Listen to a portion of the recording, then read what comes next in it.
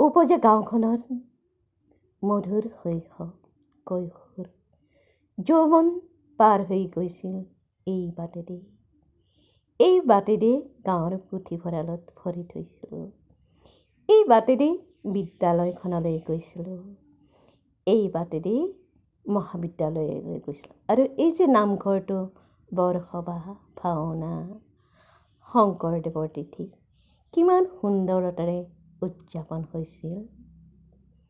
আৰু এই যে দেখিছে পানী টেংকিটো মানুহৰ ঘৰ, ইয়াত আচলতে পথাৰ আছিল, বিশাল পথাৰ, য'ত খেতিয়কে পুৱাৰ পৰা গধূলিলৈকে শ্ৰম কৰিছিল, মূৰৰ ঘাম মাটিত পৰিছিল।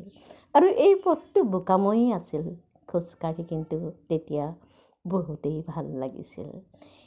তেতিয়াৰ বোকামাটিৰ গোন্ধ আৰু এতিয়া কংক্ৰিট। কিবা এক হেৰাইছে, কিবা এক নতুনত্ব আহিছে। কিন্তু সেই পুৰণি গুণবিলাক যেন এতিয়াও ক'ৰবাত আছে চুকে কোণে।